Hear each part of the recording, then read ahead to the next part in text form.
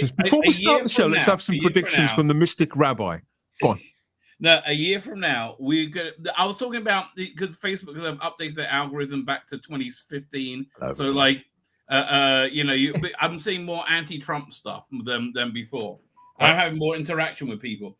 And I've been tempted to comment a couple of times. One time I commented because I actually liked the person. I was like, no, it's okay. You don't need to be scared. But anyway, I've gone into these threads, and it's just like, oh God, that's the other thing. These people are so dumb. It's painful. But the point's like this. It's not worth arguing because genuinely, 1 year from now, we're going to be completely vindicated about everything. 1 year from now, Donald Trump will have ended 2 wars, destroyed Hamas, turned the economy around. And I know it sounds crazy. And that's really going to happen. And then a year after that, it's going to be embarrassing to be woke. Can I ask Gary? Because what we hear, the rest of us are outside the United States. Not for long in my case. Chris, you'll be part of us soon. We're screwed. We are so screwed. Yeah. Has anybody followed what's gone? Like, okay, you know how screwed we were a few weeks ago? Oh, just triple that. Although they've been pushed back. The case of coffee, a little bucket of coffee at the grocery store has doubled in price in the past month. We're screwed. We've just had officially a new kind of law being passed, which inscribes two-tier justice system into actual law. Yeah, so that people from I do have some ethnic good news, group get penalized. I saw it. I'm like, honestly, Dan, I'm not surprised. I think we've got you beat. Have we got you beat yet, Chris? Which is worse? Instagram and X at the Spacebook. Which is worse in the worst state, Canada or the United Kingdom? Socially, the United Kingdom is worse because you're under a dictator. Economically, Canada, you cannot live in when I did my groceries yesterday. And I've been, I'm very cheap and I typically buy the same stuff. And I've, been buying whenever I'm like living by myself, which has been for about a decade now, I buy the same thing. So this order that would have cost me about $70 to $75 back in 2019, yesterday at Walmart, which is still the cheapest place in Canada, $157.98. And things are going I got my gas bill that I got last month is the highest I've ever had. And I keep my house at 18 degrees. So some people I know have $1,000 bills. The carbon tax goes up on April 1st. So electricity is going to go through the roof. Our mortgages renew every 5 years. So everybody that bought at 0.25% interest near the big C, are renewing this year. They're mass foreclosures. Our government isn't doing anything about it. A lot of people, including myself, have completely lost faith in Polyev. I don't think he's going to fix anything. He has no clear plan. He's got a couple talking points. That's it. It sucks. And you'll like this, Gary. So our first province, the province of Alberta, which is now Canada's Texas, is actually the government is saying no, but there's a mass movement within the province of Alberta to become part of the United States of America. They actually want it to become the 51st state. Everybody that I talk to, when it comes to, do you want to join the U.S.? I'm like, literally all we have left right now, because you could not afford to live in this country anymore, is our busted healthcare system, which is so broken at this point. You might as well not have healthcare, because you could need to go see an oncologist. You're going to be waiting 2 years. It's unbelievable. But the price of everything, even Netflix just went up. Actually, I think every streaming service in the past couple months just went up. This is why I believe what I believe so strongly, right? I'm crazy religious. So you got to factor that in. And I'm You've mentioned it now and again, Rabbi. Yeah. But this is like a biblical story. Like, Joseph, there was a massive famine, and Joseph had like this prophetic dream and like built up the economy of Egypt, and that's how he got to own everything. I think we're gonna see that happen, right? I think we're seeing that happen because we see America just ascending like a rocket, while the entire rest of the world, I mean, just implodes into insanity. Right. That was my question for Gary, really, because he's the only part of America. Yeah, he's got a unique perspective. Ask me in a year, and I'll be able to give you the same perspective as a citizen of the United States of America. It'd be so much better. Honestly, he's so much better than where it's crazy. I'll say this right now. I really think. I'll let you guys know that if we become part of the U.S., the only reason I don't live in Texas right now is because it's a different country, and right now it's a nightmare to move. We become part of the U.S. I am leaving former Canada. I am spending the end of my working and retirement years in Texas. There you go. But go ahead, Gary. Well, I was just going to say that, I mean, the rabbi is right. Every day is some brand new news story about how Trump is kicking ass, about how these Democrats who don't have any coherent plan, they're still reeling. They're still reeling from November, which is great. God. Keep that up. But and then you have places like CNN a couple of days ago. They must be dying at these polls that they're these. I know. I love watching that stuff. They just did a poll where they found that they asked people, like, what do you think about how Trump's been doing over the last couple of months, and what do you think about the whole Doge, the government efficiency, and all of the plans? 54% of the people in a CNN poll said they're loving everything Trump is doing. Right. They're loving all the stuff that Doge is doing. So the Democrats, not only do they not have any kind of, that's great. Not only do they not have any kind of coherent plan, but everybody basically, everybody has seen through them now. They can't gaslight people anymore, because now, and you've taken that power away as well, right? People aren't afraid to voice their.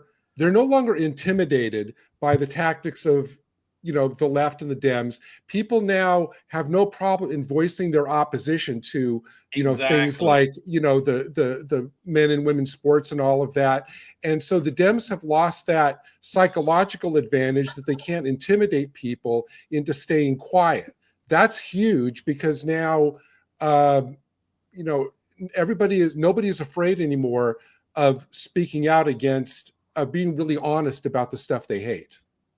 Right, and they haven't changed their tactics at all, which is really, really, and it's just they're going down and playing. Anyway, look, honestly, from a theological perspective, this is all just messianic, right? I truly believe that Donald Trump is the Messiah of the nation of Edom, which basically. I love that picture, by the way. It's great. I mean, I believe that's genuinely what's going down. I think that's what Trump believes is what's going down.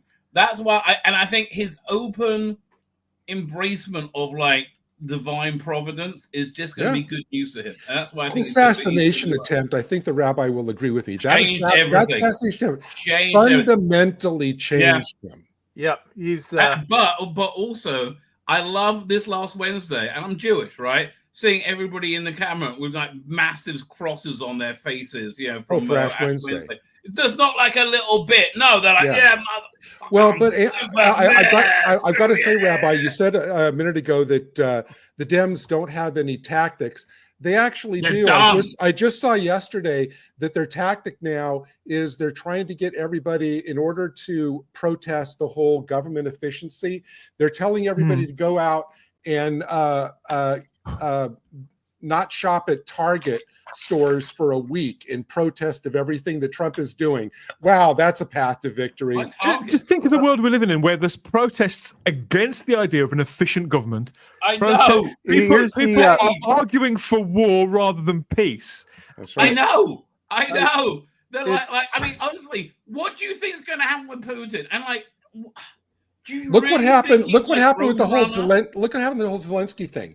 Only the left is the one going, and they're having all the vapors and hyperventilating. Right. Everybody else loves how Yes, Trump handled exactly. that. And actually, that Everything whole Zelensky's a They dumped handled up it little prick. deftly. I'm sorry. that little 10-minute segment, I know that we were talking about it last week. That little 10-minute segment basically was a little 10-minute campaign commercial for JD Vance for 2028.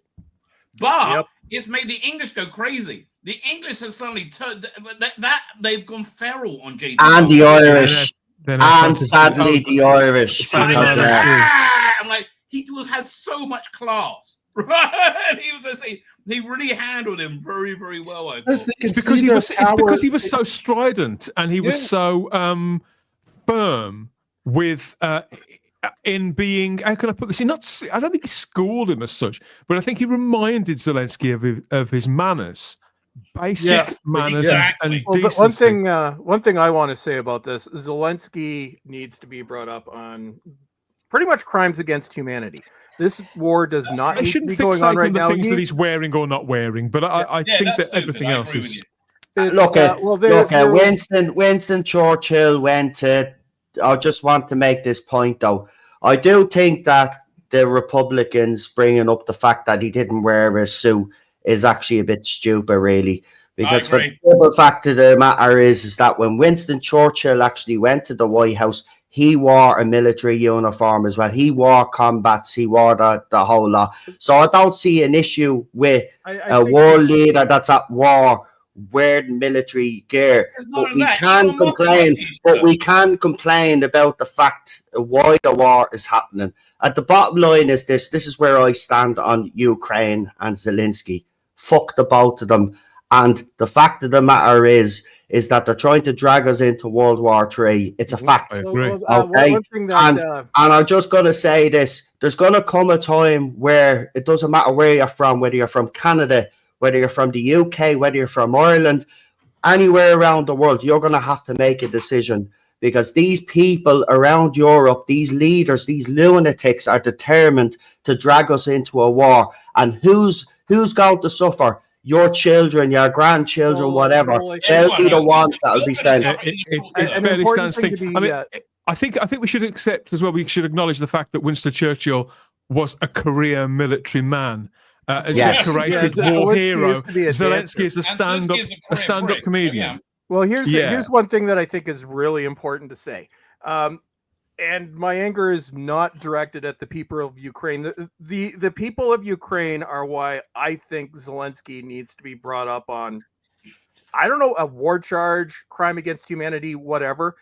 What's going on? And it's mainly to young men, or actually up to men our age, up to men that are 60. I don't know if you've seen the videos, but there was one that actually just, I don't have the words for how upset I was after watching it.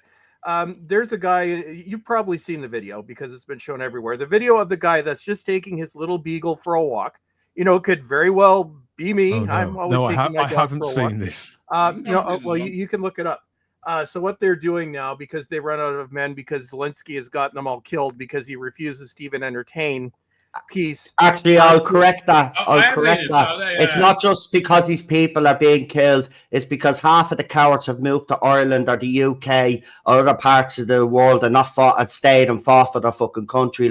But then they're the ones that are in their countries then shouting the biggest fucking drum for war around the world. It's absolutely hypocritical. Well, those aren't the ones that I'm talking about, Noel. I'm talking about the ones that they're still in Ukraine, ages 18 to 60. Just trying to get about their lives. Zelensky has sent every man to the front lines to be killed because he refuses to even entertain the idea of peace. So there are videos all over the internet right now where basically the military is going around picking up men off the street, throwing them into a van. Yeah, I've seen them. Yeah. But the one with the guy walking his beagle, I think, is one of the most disgusting things I've ever seen. Like you can tell, it was captured by a neighbor's security cam. He's just walking his dog. A bunch of military goons pull up, drag him into the van. The guy is just like screaming because he's being brought to his death. That's you know, terrifying. they pick up his dog, just throw it in the van. Like this is what's going on there. This is why I don't care about the suit. Like the suit, yes, that was a dumb thing to focus on. What they need to be focusing on, A, is this is going to bring us to World War III, and B, they are literally murdering people because you take them, you put them to the front line, that's murder. Okay. Have you seen the video? Have you seen the video of the Down syndrome soldier? They have Down syndrome people on the front line as well in Ukraine. Yeah, they're just what they're trying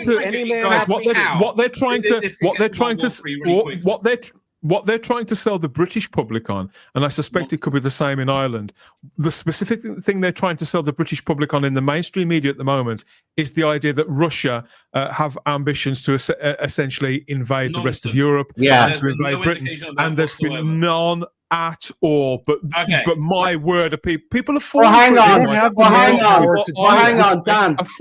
They say that, right? But how can they claim that the left that's what Russia wants to do when Russia is actually losing this war? Yeah, they don't have the manpower to do that. Like, you don't even have the manpower to do it. It's actually bullshit. Like, Russia's not losing the war.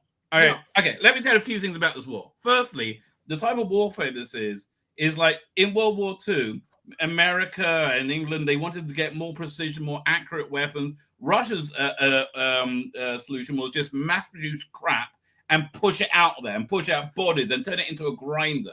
Right, and that's what Zelensky's doing on the other side. And one's got 350,000 people, and one's got 30,000 people. Yep. Right. It's just they're not going to. They can't survive without America. They can't survive without the Americans arming them. And NATO. NATO. Anyway, the way this falls apart really quickly. Firstly, Russia is never leaving Crimea or the Donbass. They need it to access the Black Sea Fleet, so they can get into the Mediterranean and ship their natural gas worldwide. That was the point of this whole war, was to prohibit their access to the Black Sea. Yeah. Right? It was a reaction to, I believe, their invasion of Crimea. They're never leaving it. If they do, Russia ceases to exist. And then they will certainly, even if I think they're threatened this is going to happen, they would use their nuclear arsenal to disrupt your shipping lanes, which means that's what the tsunami bomb was about. It destroys ports, right? And you will have tsunamis happening across the coast of England to destroy your shipping, right? You're talking about Trump's 100% right. We're talking about gambling on millions will die. That's exactly what's going to happen. Yep. Right? Yeah. And so I have to tell you, Putin seems to be, if he just gets that stability, he'll be able to keep that land without constantly putting people into it and being shelled. And economic normality with the rest of the world. He'll be ecstatic, he'll shut up, and we could all just make money. Yeah. Right? We could all just live in a peaceful world. And I think that's what's coming. And it's crazy. Donald Trump's threatening the pair of them to get into this table. That's what I can't understand. The left, they keep saying that Trump is basically Putin's puppet, but yet yesterday he called the two of them out and literally told the two of them to get their fucking act together. Well, no, they want war. That's the issue. Because Trump is independently wealthy. Trump doesn't need to be bribed. His entire government right now does not need to be bribed because traditional conservatives are basically out of the Republicans. But the left supports big business, the military industrial complex. Large military companies, like even companies that like Samsung, one of their biggest divisions is military. They make tanks, just as an example. So that's why they want war, because it makes terrible people rich. And I think, and whether you like it or not, and there are things I like about Trump, there are things I don't. Me and Noel have had many discussions about this over the years. Yeah, but I think Trump being elected is the best thing that could have happened to the world. Absolutely Why? Agree. Because this guy is not bullshit. I'm like that. Like he tells you you're going to make peace because the United States, whether every country, the United States could destroy the rest of the world 10 times over. If the United States tells you you're doing this, you don't really have a choice, because with somebody like Trump, you're screwed if you don't. And my country is learning that out the hard way too. The great thing about Trump, Chris, is that he has zero tolerance for idiots. Yeah, he's not a pushover either. That's what we needed. We needed someone in there that wasn't a pushover, and that's what we've had for the last few years. And it's gone ridiculous now. It is. Listen, the bottom line is nobody on this planet wants war. End of story. And these people now need to realize that we're sick of the constant wars. Ever since I've grown up, Dan, you're probably the same. Everybody on this panel, right? Yeah. There's been conflicts all over the world. Yes. It's been non-fucking stop since the day we were born. It's about time it stopped. The Cold War. On reflection, yeah. We all grew up with this. Like, I know we're all roughly within about 5 years of each other in terms of age. We all were kids during the Cold War era, where you know, you did have drills. What happened? It was genuinely scary. Right. Yeah. Threads. And what's the other thing? What's the American version? But even though it was a scary time, you never thought that they wanted to go full out. You know what I mean? But it seems with modern politicians now, it seems to be a bit of prestige for them if they're on the front line and they're fighting a war. And that's what Zelensky likes. He loves the celebrity of it as well. Oh, no, he loves it. It is distasteful. There's an air of the cosplay about it, which I do find distasteful. Just absolutely disgusting. But your good leaders are like Reagan.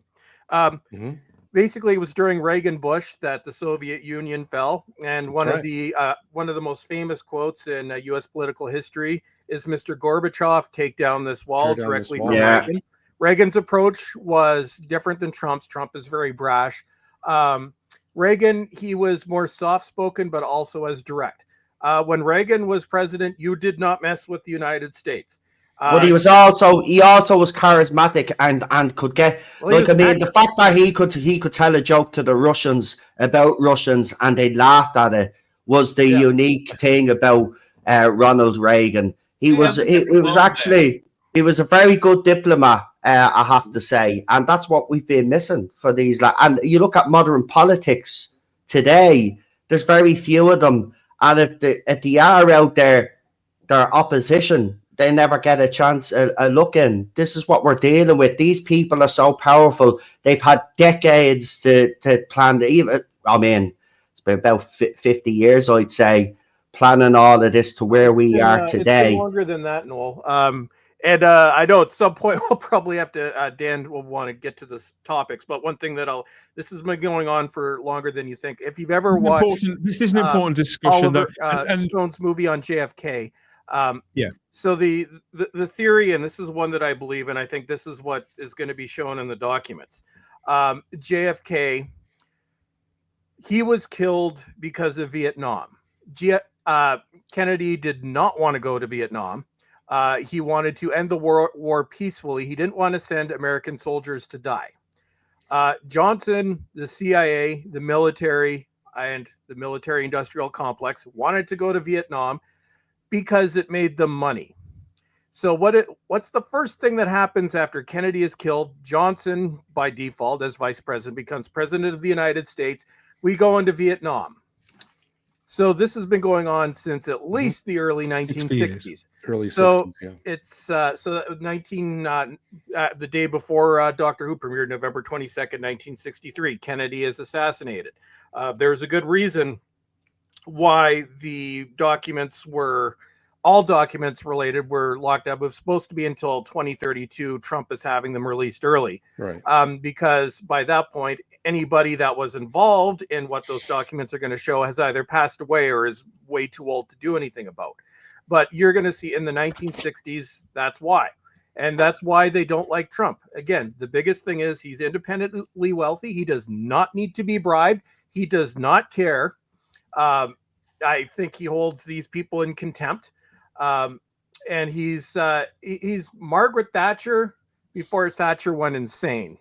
It's a fair enough point. Even as a Thatcherite, as a Thatcher fan, I completely, I agree. People can stay in power for too long. Anybody can stay in power for too long. Yeah. It's only natural that when a bunch of, not just, how can I put this, peers, contemporaries get together and a bunch of friends reconnect, because we haven't spoken, some of us haven't spoken in a few days, others in a week, some in 2 or 3 weeks, but we all get together, and these things which are preying on our mind, none of us at the age that we are now, you're quite right, we're all approaching at various stages around a general the general same point in life. And you think to yourself, and as you sort of become a little bit more aware of your own kind of mortality, and I think this is whether you've got children or not, you start to think in a more sort of far-sighted way. And what you said, you're quite right, Noel. This is something that struck me quite recently about war and about warfare, and thinking, when were the times in my life that I can remember feeling not feeling oppressed, not feeling in danger, and feeling heard as well, heard and represented. And there's overlap. Don't get me wrong, but I remember the 1980s, and for all that the 80s was a magical time for me, and I bang on about the TV and the movies and the music and all that sort of stuff, there was this fear in the background.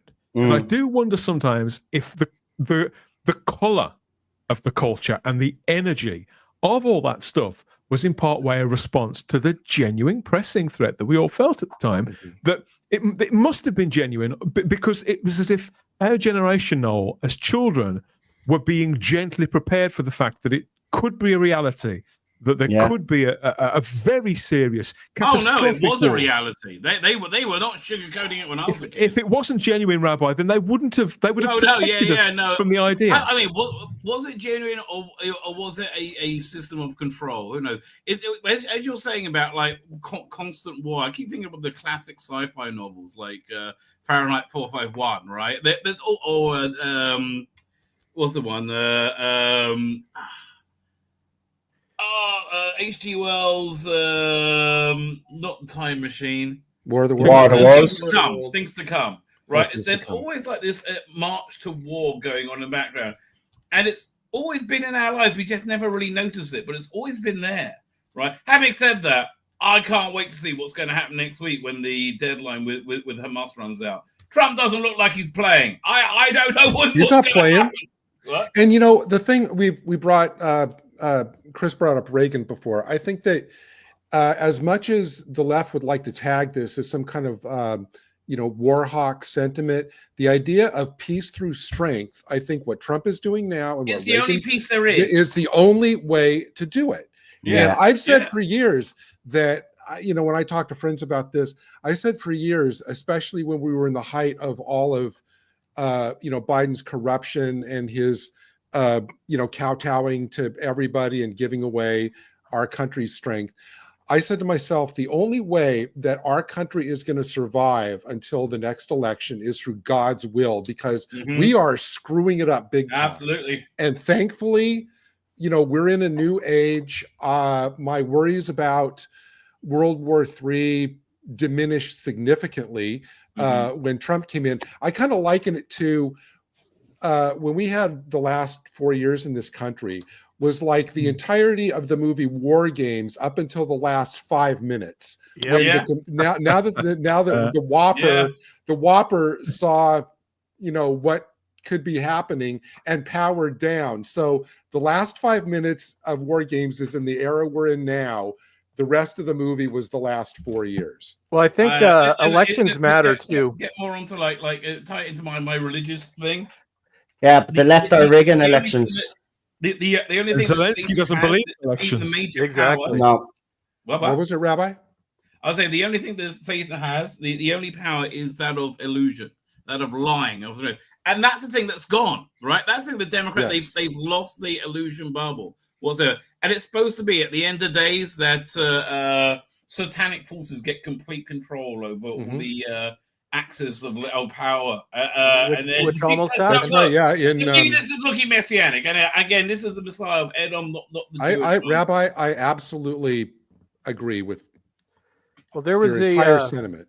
Given that we've talked about this for half an hour now, I think we should treat this as the sort of the first segment of the show and ask people, because people have been listening and commenting and responding to the things that we've all said, different aspects here to a scenario that we're all watching play out. And I think it's only fair to sort of take the general sort of temperature out there and see what they've got to say. Thank you to Lord Thoth and to PD Rich there for moderating tonight, this afternoon, wherever you are in the world. I know it's different. Let's see what people have got to say about some of this. Obviously, welcome to Noel Glynn from the TARDIS Zone and the Irish Zone, the Noel Zone, a good friend of ours for several years now. Always fabulous to welcome Noel back on the show, a genuine privilege. Lucy meows in the live chat and says hi, everyone. And so Shelley Ingle. So we've got lots of familiar names and things here. Thank you, everybody, for joining us. Lucy's a big Donald Trump fan. quite clearly. We have Shelley No, is he's in not the second Colorado. coming. I don't think Donald Trump is. I can understand though, but I He's can the understand why some people have doubts about him though, because yeah. he can be erratic at times. But the thing that Okay. we have to understand is that even though all of that madness surrounds him, at his core, he knows what he's doing, and that's all that everybody needs to know. Well, here's the thing. Here's the thing, I Noel. think he's very spiritually in tune. Yeah, no, absolutely, Rabbi. And the thing, Noel, is that somebody asked him kind of like the first week of his, being president again. They said, "What do you want to get done in the first 2 years? Before the midterms?" And he looked at him without missing a beat. He said, "I don't have 2 years. I have 100 days." Wow. Right. So he knows. So he is on. Well, every day he is making every day count. Yeah. Yeah. And I think one important thing when we're talking about elections, and I think elections, especially in the U.S., matter because those of you that were not around in the 80s may remember the 1984 election. Had Walter Mondale won that election, oh my God, this planet would in 2025 be a smoldering ruin. It would be like the end of Beneath the Planet of the Apes. That would be. That was the other time the U.S. saved the world. There are YouTube videos of that election in 1984, and it's hilarious. So in terms of landslides, they're going there and they're calling states. Every state went for Ronald Reagan except for D.C. The District of Columbia is the only, not even state, that went for Mondale. So that tells you something right there. So a little country like Canada, like a bad choice will destroy our country, which my country has made 3 elections in a row now. But a bad leader in Canada will not destroy the world. It will just make our lives a living hell and destroy our country. I think same thing for pretty much any other country on the planet, except for maybe Russia, possibly. But who's in power in the U.S., that affects the entire planet.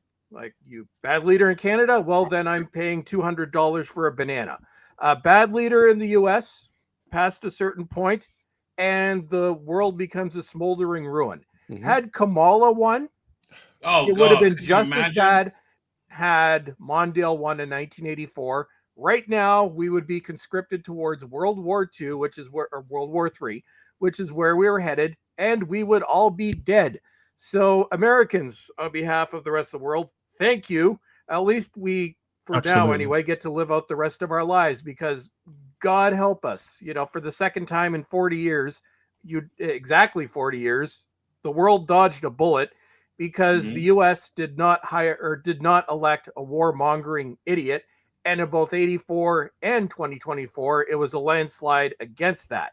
But I think at the same time, what we also don't want, which I don't think this would be Trump, but it could be people on the right, we also do not want things to go too far to the right and become a right-wing dictatorship, because that's just as bad as the left. So I think one thing that needs to be done, and as much as we like laughing at these people, I think there needs to be some pragmatism.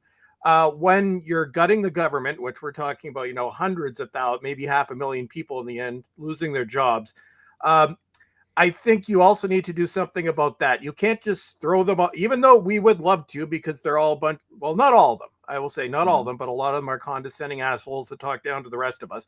You can't just throw these people out on the street. So you need to have some kind of program, get them into the private sector, at least give them a chance. You go to the private sector.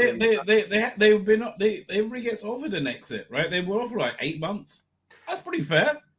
Yeah, but after that 8 months, I think there needs to be some way, because this is a large amount of people. I think you need to find some way to reintegrate them. Maybe some kind of programs in the. But listen, there's the house prices in around the DC area are plummeting, and because the IRS is being cut by half. Lawyers one department. And suicide. So there's something going on there. Well, yeah, it's so that's the thing, and that's what I always tell people, because I used to be left wing. I was formerly a member of the party that Justin now I am not. Yeah, but hold on, you are a different sort of left. leftism today is not the same as it was when you were supporting leftism. So don't actually tire yourself with the with the paintbrush there, mate, because it was completely different leftism. There was common sense with it. Like leftism today is Marxism. Yeah. Actually, if I could tie this into genre entertainment, which I think we could wait the route segment, is if you want to see what government's like pre-Donald Trump, watch the movie Don't Look Up. It's on Netflix. It shows you it's about the end of the world, but it shows you exactly how vacuous and stupid those that rule us are, right? And you see that, you go, oh yeah. That was 2022. Like literally, I watched that movie. That's what was going on in 2022. Yeah. I remember before we learned what was going on in the whole story behind Ukraine, because there was a time I remember streaming with Noel in 2022 when the Ukraine war started, thinking, okay, we're all about to die. So the idea of that movie, which it's on Netflix, is the world is ending, an asteroid is coming, nobody cares because they're all addicted to their social media. Nobody follows what's actually going on. I remember I was on a stream with some people, I can't remember who it was, but this was like when things were coming to a peak. Okay, so let's just look up the news because we're probably going to die tonight. And what's the headline? Millie Bobby Brown gets the new dress for her birthday. And I'm like, my God, this is that movie. Rabbi, there was a film made of that, says PD Rich. We've got Stephen Braddock in the live chat here. Says, I remember watching the Royal Navy Task Force sailing off to the Falklands War. At the time, a lot of people thought, would this lead to another world war in the Atlantic? Those scary times. I remember that being, I was slightly younger then, but I remember people I knew from school, their older brothers going off to fight in that war. Fortunately, the majority of them did come back, but I do know of people who were injured and who didn't come back. So it did have a big effect on certainly the British public. And that was Thatcher, basically. 81. If you would have had Labour in charge at the time, that probably would have gone very badly. But you had a competent leader, and I think Thatcher, more than anything, probably prevented that from becoming World War III. Yeah, probably. Who wants to live in peace that needs to prepare for war, says Lucy Mann. Well, here's the thing. I talk about I want peace, but if it comes to the crunch and I have to protect my island with the rest of me people, I'm going to do that. Be under no illusion, like. I will die for my country. You're screwed. You're already invaded. No, it's not. No. We're getting there, says this is happening because the Russian government restructures the country's banking regulations, led many foreign banks to reconsider their positions in the Russian market, and Russia became a world threat. The new left is the old left. Is to the old left what the neoliberals are to the classic liberals, says Lucy Meow. So this has kicked up somewhat of a hornet's nest here in the live chat. Thank you everybody for all your contributions. We used to laugh about World War III too. We even had an ITV comedy series called Whoops Apocalypse. It was the only way to deal with it, by laughing at the madness. Yeah, I think looking back, you're quite right. Some of that programming at the time was a response to a situation that great many of us, specifically people working in television, we used to laugh at women and men in dresses. We used to actually joke about like World War III as kids. You know what I mean? Because obviously we learned the history of the first two world wars, and we always thought there'd be another one. I never thought we'd get this close to it though. It is pretty scary. I mean, nobody should, underestimate, like, if the European leaders look at this is the way I look at it. The European leaders want their super state, right? And this is them flexing now to America, basically saying you're not the only superpower now. We're a superpower now, and this is the European leaders flexing their muscles. And you know what? They fucked up big time. Because you don't flex your muscles at America. End of story. And I think one thing that I want to clarify too, when I talk about Canada potentially becoming the United States, this is not something that anybody in Canada who isn't an idiot ever wanted. You know, like up until a certain leader came into power and destroyed my country beyond repair, I was a proud Canadian. Most of my country were proud Canadians. The problem is, and this is the question that a lot of people have, and we're also being completely gaslit by our news, which won't even cover the fact that so many Canadians feel like this, is that in the course of 10 years, under probably one of the worst leaders in the Western world since a shouty man in Germany back in the 1930s came to power, we've had a leader in a government that has destroyed everything about our country over the past 10 years. And this is the conversation that's going on in my country right now. We don't recognize anything of the country that we lived in 10 years ago. Canada used to be a great place to live. You know, it was one of the most desirable countries in the world. It was the envy of the world. You know, we had big cities. We have the fourth biggest city on the continent, which is Toronto. You know, crime rates were low. It was affordable. You know, we so didn't clean. have some of the social problems. Says that about Toronto. It was so clean. Not anymore. No, but it was. Now it's basically you're descending into hell. But you know, we were the envy of the world, but now we look at the state of Canada in 2025, and within the next couple of weeks, we're going to have our next Liberal Prime Minister. But we look at the state of our country. It's been overpopulated beyond all reason within the past 3 years. Groceries are unaffordable. Our medical system has collapsed. You're cheap. It takes you $1 million in Toronto and Vancouver to buy a condemnable little shack. You can't even afford apartments because the average price around Canada is about $3,000 a month when wages haven't gone anywhere. We have a homelessness problem, some of it very mentally ill people that should be institutionalized, which we don't have those institutions anymore, so they're everywhere. The other are people that have just ended up homeless because of the situation around our country. Crime is to the level of which I have never seen. Drug use is basically legalized. Even 5 years ago, it wasn't that bad. I could take my dog for a walk and not have to look around. But now I have to watch because there are needles all over the ground because they are now doing it in open air. Our government won't do anything. So people are asking themselves, I'm like, okay, so Trump's talking about having us come the 51st state. I'm like, can things become worse? It's like, I think Canada and Greenland both need to choose a champion, right? And then you can fight it out. 2 men enter, 1 man leaves. That becomes the 51st state, right? The champion thing, Rabbi, is I think what deflated a lot of Canadians, I think it's been the Conservatives, because a lot of people have been talking about Pierre Poilievre, who is the leader of the Conservatives. I don't think he will make things worse, but I don't think he's going to make anything better. I think he will do whatever Trump tells him. No, he's now he doesn't like Trump anymore, and Trump doesn't like him. Really? Yeah, because he's. I remember. Chris actually sent me a photograph. You'll remember this when he first moved into his new house, his new neighborhood, and he sent me a photograph. I think it was a couple of months back, and he showed me the difference between when he moved in at first and when he moved and recently, and his area is completely gone. Like, I showed you? I showed you the picture of the firebombing last year. Yeah, the streets over. Yeah. Like it's Firebomb. like I live in what was up until about 4 years ago, 3-4 years. It was lovely. Just a regular working class neighborhood, normal people. Now it's the police are here daily. Streets have been barricaded multiple times.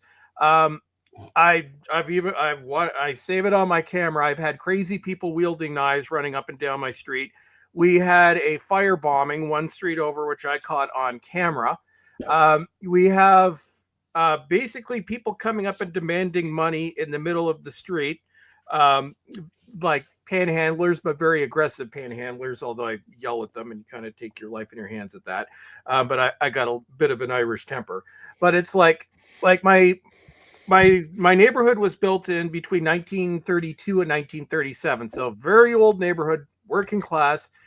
Used to be a lot of older, retired. It was at one point, a very heavy Italian area. So a lot of old, retired Italian couples. Now it's like I'm living in the middle of a goddamn war zone. And this happened in about 4 years. Like, it's like what we're, if you want to see the worst case scenario as to how bad things can get, look at Canada. I won't go anywhere near Toronto. You're going to get stabbed. And downtown in my city, which is, we're a little bit under 200,000. There are now random stabbings in my downtown. Older it's the same in British cities, Chris. Will not go. A lot of medical specialists, when you can get appointments, have had to move their practices out of downtown because elderly people will not go to appointments if they go downtown. If you park your car for more than about 30 minutes, you're getting broken into or your car is getting stolen. I've talked about the movie theater downtown, the cheap theater where, it used to be our main theater where we could go and see, recently but not current movies for fairly cheap. You can't go to that theater anymore because the mall it's attached to is basically gang territory because we've also imported gang activity in our city under current immigration requirements. So this mall is a war zone. But even if you go watch your movie, if you drive, your car's going to be broken into. It just happens. The police are nowhere to be seen. You can't take the bus in my city anymore because most stops, unless it's a direct route, you have to transfer buses downtown. People are getting jumped. Random people, old people, just people just minding their own business are getting jumped at the transfer station. God. Police are nowhere to be found. Our police station is moving out of downtown. It's like, and I know nobody on this panel lives in Canada. You won't believe what's happened to every city in this country unless you believe it. And the fact that it happened in so short a period of time. So when we see what Trump is doing in the US, where it's like even in New York City, within just a few weeks, the difference is noticeable. Our country is basically a failed state. None of us wanted this. None of us in our wildest nightmares would ever have wanted to become part of the US. It's been a steep and sharp decline in Britain as well, Chris. But with hindsight, this has been something that's been seeded for nearly 30 years at the behest of the Dark Lord himself, Tony Blair. Yes. Well, I think he's Satan. I'm pretty sure the Antichrist was Obama in the U.S. No, that's Pope Francis. Sorry, but Pope Francis is Antichrist. Obama was the Messiah of the nation of Ishmael, but you can go where you want with it. Well, we all have our Antichrist, don't we? Pope Francis is mine because he opened the door to the LGBTQ plus and the trans narrative in the church, and has no place in the church. I'm sorry, but that's how I feel about it. I agree with you. I agree with you. Anyway, we're going to talk about aliens or something. That's what I'm saying. Well, it makes you feel anybody better now that I've thoroughly depressed. Well, we've all thoroughly depressed everyone. Right. Listen. I live in a multiple war zone. I'm really doing good. Okay. Yeah, do you know what the thing about it is? Probably in the worst place to be. But to make everybody feel better, even Dan agrees. My PSA, when we get around to it this week, is a cracker. It's one I've been. I was going to say when you're going through all that, you had all those PSAs to tell you what to do wrong, what not to do, and look at it, they didn't help at all. Do you know what all this highlights, though? People in the chat, all of us on the panel, no matter what country we're living in, are all living in chaos and carnage. It's unbelievable how it's completely just all changed over the last, and it's only been the last couple of years that we've seen all of this madness. Like, it's been there and it's been getting progressively worse. Do you remember there was a time we were all sitting on air panel saying, it'll be grand. Oh my God. But you know the way we were all sitting saying, this will run out of steam, the madness will go away. It hasn't. It's just gotten. Yeah, but we all underestimated. We all underestimated their determination, and the. I think that I certainly wrote off a lot of things as conspiracy theory. That there was deep state. That there was even a deep state. That there were organisations such as the WEF. I had no idea the canvas at which this was all being played out on, and that there were people in the shadows in all our countries, acting against the interests of its people. I would never have. I grew up believing in heroes, and if you could, and believing that votes made a difference as well, and that truth and right would win out, and that we were generally heading in the right direction. Right now, in front of your eyes, that's literally happening now. And I think one thing that you can tell if you want to know who was involved, I think the U.S. Is a perfect example that this was both what we thought was the right and left, conservative or Republican, Democratic. Obviously, it goes without saying that all the Democratic past presidents and contenders and big players hate Trump. But I think what's also telling is Republicans that vehemently hate or hated Trump. Romney, both Bushes, Dick Cheney. Okay. Basically, just awful people in the Republican Party hate Trump. That should tell you something. Yeah. I'll let you figure it out yourselves, folks. He has all the right. He has he's making enemies of all the right people. But I mean, to bring in an encouraging note, something I'm sure Rabbi at the very least has already heard about. The one thing that I just did a kind of fist to the sky this week when I heard about it is Trump's making a move not only to deport people here on visas who are in part of the anti-Semitic protests are getting deported, and the universities that are allowing these anti-Semitic protests are getting their funding chopped. And when I heard that, I went, yes, that was great. Without mercy, without question. Right. There's real consequences going on. Honestly, I wish that we Jews were anywhere near as fervently religious as the as the current cabinet. I mean, I love Pete Hegseth, right? I think they're all fantastic, but it really feels to me, the thing I feel most encouraged about is it really feels that, at least not totally yet, but it really seems like there's been kind of like a moral and ethical U-turn in this country. Like we're pulling ourselves back from the edge morally, which makes my heart rejoice. That was the question I wanted to ask you at the top of the show, really, because here in Britain there's expressions, not so much in the mainstream media, but certainly when we look at independent media sources that are pointing to America and say, look at America in just a couple of months, less than a couple of months. There's been a considerable turnaround. They're starting to reap the rewards already. And you hear phrases like America has got its mojo back. America is becoming great again. And I mean, when you hear that people abroad are looking and seeing that and vocalizing it in such a way, Gary, I mean, is that how you feel? Do you feel like you're getting some of that mojo back, that things are turning around, that there is a pride in being American again, and that in the system is being unclogged as you speak? I totally agree with that. And it's kind of what I alluded to before. And it's not just that all of a sudden there's been this kind of overnight enlightenment, like everybody who was on the wrong track woke up and go, what was I thinking? How could I have been so blind and deluded?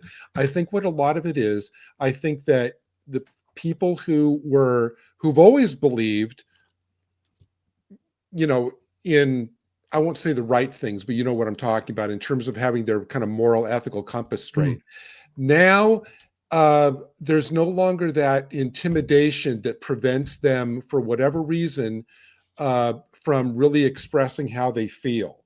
Nobody's being cowed into kind of submission in the sense that, you're not allowed to say things. You can't really say how you feel.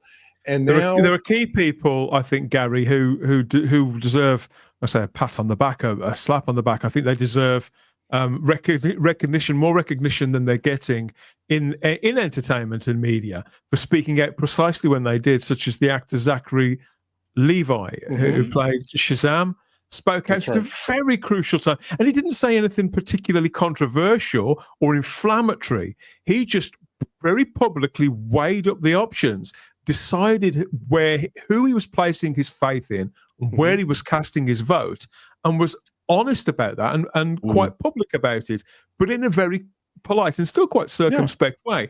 But and they wanted that man flat. They said, "Oh, yeah, this man's career is over." It isn't, and he's fine. He's absolutely fine. He's still being cast in things. He's still very public, and he's not the only one either. And that represents a big. I mean, he didn't do it 18 months, 2 years ago, but I think he was working his way there. And I think 2 years from now, it will be embarrassing to be woke. Yep. Right, 2 years from now, everybody will cringe at woke. Well, you've already Shelley seen. said, celebrities. Sorry, Noel. Shelley makes a point about this. Noel, celebrities are switching sides because of the fire, but it's because of the cultural fire as well. We've even got highly vocal key figures in the woke movement in Britain, people who have defined woke and who have peddled wokeism and cultural Marxism and labelled it as such. People have been doing that for several years now on both the mainstream media and alternative media, and now switching sides publicly and claiming, one person in particular, a revolting human being, and claiming that, oh, I never believed in all this, and I never supported that. It really is it's skin crawling. It's so bad. Grifting. I don't trust anybody that suddenly switched sides, and we've seen it a lot, and we're seeing it a lot right now. If they were speaking up for woke, obviously they never believed it. If they suddenly switch sides, Yes. You're a grifter, and you're just jumping on whatever train you think is going to get you the best reaction, which is what Hollywood does. But what I think is going to be really funny 2 years from now, even now, you watch something, pick any Netflix show made between, I'd say, 2017 to probably about 2023-ish. It's dated and it's hilarious because now you'll notice more like how just these woke talking points are just thrown right in. Or read any Stephen King novel, who's become insufferable. But it was actually kind of funny. There was a book that I read of his a few years ago. It was called The Institute, which was actually a really good book. But I think at like 6 times throughout the book, there's just random stabs at Trump out of nowhere. It doesn't even have anything to do with it. It's just That'll probably lead. I mean, as a whole, Hollywood is never going to kind of change its spots as a whole. But what I think the difference is now, I think they've realized they literally can't afford to be pushing everything they've been pushing because they realize that's going to put them out of business. Well, it already has done. There was an article in my show today, which I think from The Guardian is saying how lifelong professionals in the film industry are getting jobs as shelf stackers because there's just not enough work to go around. They ran out of other people's money to burn. There you go, Dan. Yeah, they destroyed their industry. They made woke shit upon woke shit, and we tried to like it, right? They just made woke shit upon woke shit upon woke shit. We begged you to stop. You said, no, it was Netflix. That's why nobody's watching. It was all Netflix. And then it was like YouTube. I don't even know what you said next. I said, we begged you. We begged you to stop. Yeah. Right? You wouldn't stop. Then, oh, no, we'll make Doctor Who black and queer. Everybody will love that. Yeah, I mean, I don't know. And then we didn't like it. He turned on fans and said it was their fault. See, this is the thing. We're still going to get... We're still going to get that for another couple of years because because of the lead times of all these productions. Yeah. So we're not out of the weeds. Unless they become tax write-offs. But I would also like to say, because I say this every time, back in 2021 when I warned about the possible direction of something, many people, including people on our side, tried to chase me off the internet. I would just like to say, I told you so again for the second time. But it's it will turn around, but I think the most outspoken people in this, I think they're done because I think there are some actors that I don't think we can ever take seriously again.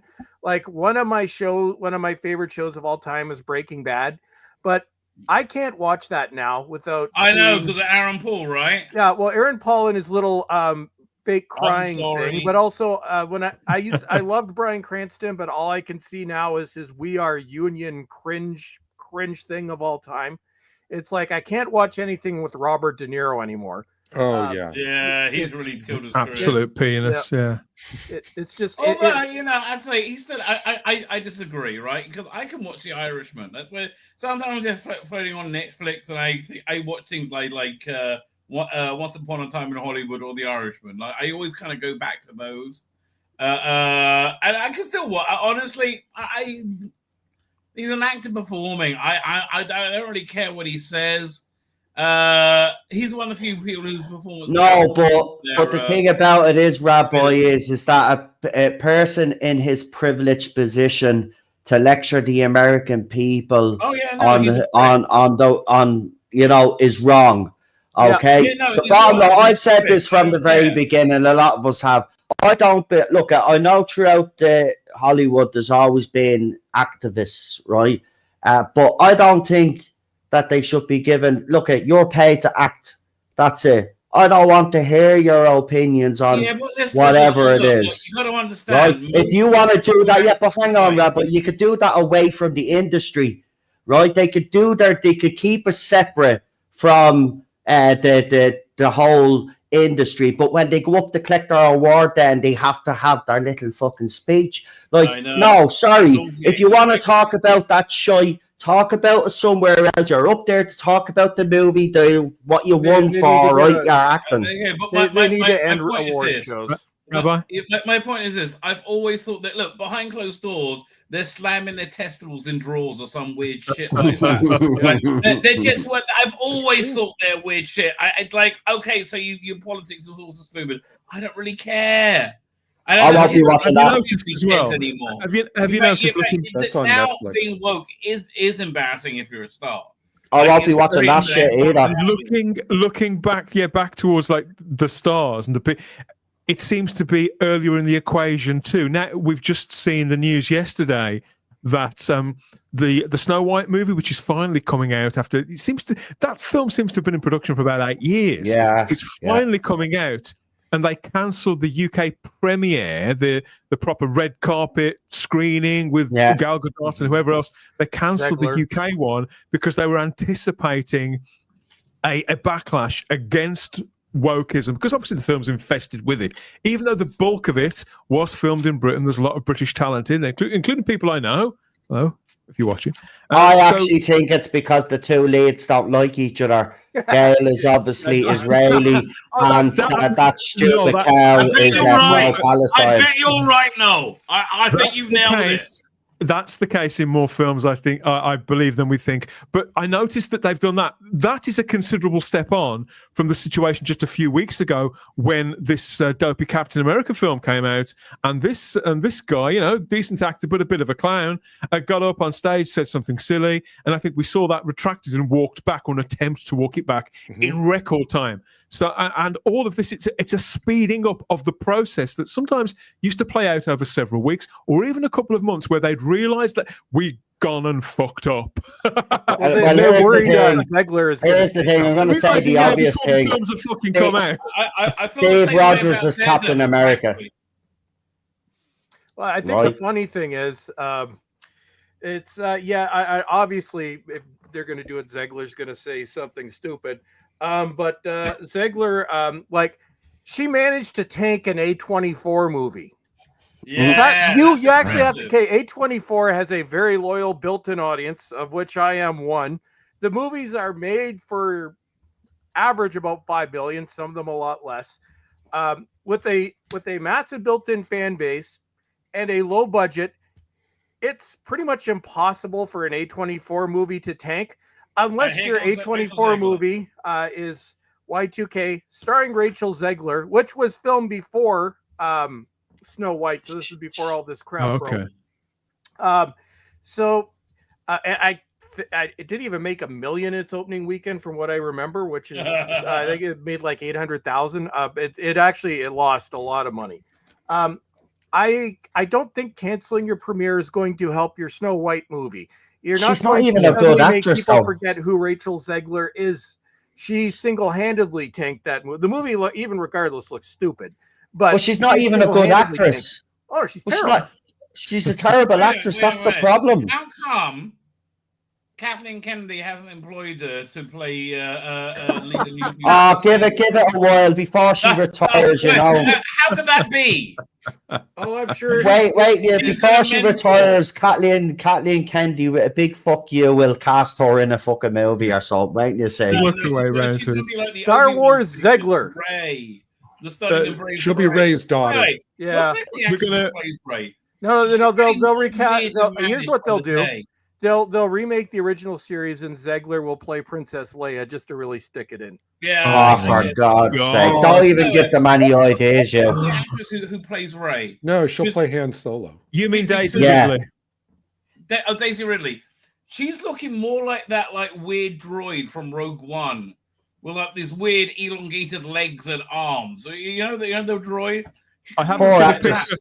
I haven't seen a picture of her like gangbusters. I haven't seen a picture of her for a little while, but I'm always a little bit put off by the fact that she's sort of like the great niece of Arnold Ridley, who played Private Godfrey in Dad's Army. That always throws me a little. That another poor actress, though. Again, another poor actress. They seem to be casting poor actresses. A mediocre actress. PD Rich reminds us in the live chat that Tom Cruise signed with Warner Brothers only because he loves Warner Brothers Studios London and the surrounding area. Well, he won't in a few years' time. He won't even recognise this. London. Fuck's sake. There was someone outside the fucking studio begging for the cup. I'm trying to work out exactly how hot a woman has to be to have sex with them, and yet they're Lieutenant Godfrey's granddaughter, right? Like, how does that? Because at that one point, you go, oh God, don't discuss it. But at one point, you get so hot that it's okay. So I don't know where that is. It's pretty hot. Well, I'm going to try and take us back into the realms of entertainment a little. We've gone for well over an hour and the bulk of our allotted time on this edition of the show. But I do think that conversations like this are worth having. I mean, I have fronted hundreds of live streams. Heaven knows how many hours worth. Well, it's unavoidable, Dan. Dan, it's unavoidable now. No, you're absolutely right. I think now and again, some of these things do reach a bit of a bubbling point whereby things have got to be aired. Stuff's got to come out somewhere. And if this little channel and this open, free conversation between 5 friends and the numerous friends that are watching there on Rumble and YouTube, if this, I don't know, can help make people feel that they're not going nuts or not so alone. I don't know. It depends who you've got in your life that you can talk to. That's the perfect way of putting it. Not alone. Knowing that I want people to know that they're not alone. We're all feeling the same. The majority. And if you're in Canada, do not listen. Do not pay any attention to what CTV, CBC, Global, or City TV says to you. You are being completely gaslit. There are a lot of people that are angry right now. And the idea of becoming part of the U.S. is not being completely thrown away by the entire country. We right now are at a point where we don't see any solutions for what has been done to our country. So if you are asking yourself why do I feel like a traitor to my own country because I'm thinking it might be a good idea to join the U.S., you are not alone. A lot of people I talk to in the regular world, just pretty much at this point believe Canada is a failed state. I don't want it to come to this. I don't see any solution. And I know a lot of people are dejected because we've kind of lost faith in Polyev because we've sort of he doesn't actually have any clear plan, and he's also a member of the World Economic Forum, so that should tell you something right there. So don't lose hope. But yeah, you are never alone. Don't listen to your friends on Facebook or Twitter because people that have contrarian views, just regular people that, aren't mouthy people like myself, they're not going to speak up on Facebook because they will be shouted down. You see them be shouted down. So a lot of people are actually afraid to say what they think. But just because people aren't saying it doesn't mean they're not thinking it. It's just, sadly, that's the way society works now. I mean, I gotta say, you're in the majority. Well, one last thing about Chris, I just want to say that as I was listening to you describe the conditions not only of your country but just your own immediate surroundings. I mean, it was heartbreaking. I mean, I wouldn't honestly wish that on my worst enemy have to live in those conditions. It sounds like Escape from New York. It's not far off, but like I left Facebook permanently in late 2022, and I will never go back because I was getting tired of Facebook anyway. And I was getting tired of some of my, I'll call them poser woke quote friends. And what caused me to leave Facebook is they had opened a safe injection site just a few streets over for me. So those of you who don't know, it's basically enabled drug use. You take your fentanyl or whatever, and you go in, and they give you the needles or whatever it is you're going to do with it. So the last conversation I ever had on Facebook was there was a person high on various substances. You'll look to be coming back from the injection site, basically threatening people on the street with a knife. So I made the mistake of speaking up about this on Facebook and speaking up specifically against the safe injection site, the drug enabling center. But keep in mind, a lot of these people did not live and since then, a lot of them have suddenly, now that it's affecting them, have switched their thought process, but I don't care. You can go at themselves for all I care. But no, it was literally, I was expressing my views on this, and I was being shouted down left and right by idiots. And I actually got messages from other people on Facebook saying, I believe everything you say. I'm seeing it myself. I can't speak up because they're going to jump on me. And at that point, I left Facebook. I did leave my, I think, Dan was on there. Noel's on there. I think Rabbi was on my Facebook too. But it was, I shut it down. I did leave my Facebook chat open so people can get a hold of me. Facebook but at that point, it's like different. Yeah, Facebook is noticeably different over the last month. Basically, since what's his name? Who was in charge of Facebook? Zuckerberg came out and said, "Oh, gee, we're going to reset the algorithm." Ever since then, Facebook has been like it was in 2015. Lord Thoth reminds us there in the live chat, we are all friends here. Stephen Braddock said, "This is way better than question time." That will be very hard, but thank you. And I think Paul, I think that we've had a comment earlier on. PD Rich mentioned, so our friend Gobby Guy, who's been on the show before, but is now mostly a political YouTuber. Maybe we should bring him back on this show. And I know that Pass49 is subscribed to the channel. Pass, if you want to come on and talk about this stuff. The chat's been amazing today. I am in touch with Andy, the Gabby Cabby, but I've never actually spoken to him. So maybe we could get some of these people on and have that kind of discussion. I don't know. We'll see what we can do about that. I personally think discussions like this are good to have because it inspires other people as well. There might be people sitting at home on the fence about all of this and listening to other people speak, and it might spark something in them and say, "Do you know what? They're actually right about that," and that's what it's all about. I think it's actually, you can't ignore it anymore. Politics, unfortunately, is dominant right now, and it's interlinked with the entertainment industry as well. That's the thing about it.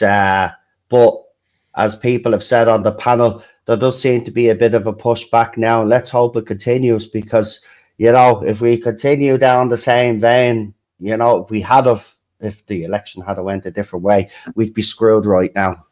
We'd be dead. Yeah.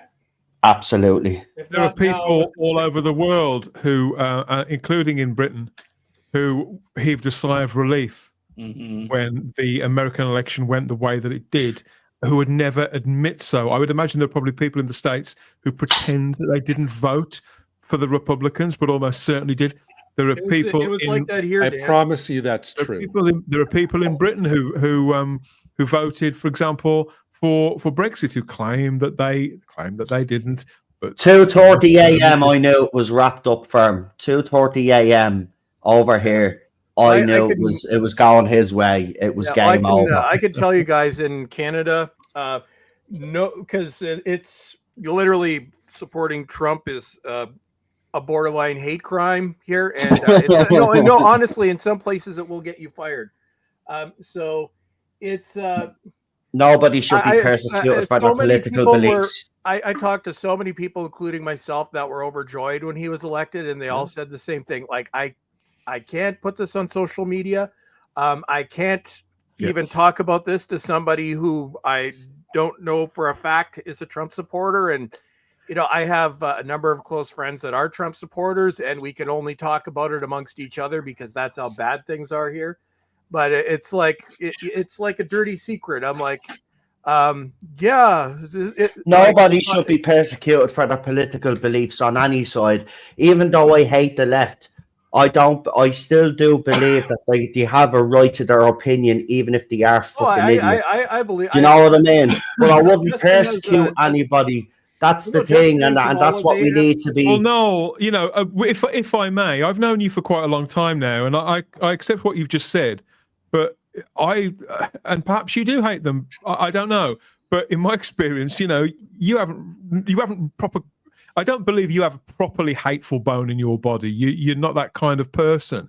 I think you probably despise what you see before you, but I think you're a very compassionate person. It's one of the things I like about you. Yeah, that's what we all like about you, man. I've known you for. I suppose hate. Yeah, I suppose hate is probably the wrong word, but I do despise the way the world has become, because it's morally corrupt as well. It's not just the politics; it's morally. We've become corrupt as well. Here's the thing. Well, that's what upsets me more. Well, I think, and I agree. I think, although there are certain very evil people that hate is the right word, but I think the people that follow this, some people it's because they are very sick people. Some people, like anybody who is a bully, I guarantee you. Look back at your high school days. You know your bullies, especially the girl bullies, the mean girls. I guarantee you, they all adopted woke because it allowed them to bully other people. But it's I don't hate anybody for their political beliefs, but I will also choose not to associate with you. I'm like, you're entitled to your opinion. I don't hate you for it. You can vote the way you want. But I also have a decision. I don't want to associate with you.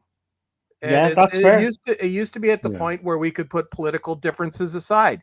Exactly. This was in Canada up until about 10 years ago. And there are some people who, me and them, we're on different sides. We've civilly agreed we're not going to discuss politics with each other, and if rare instances that has actually worked.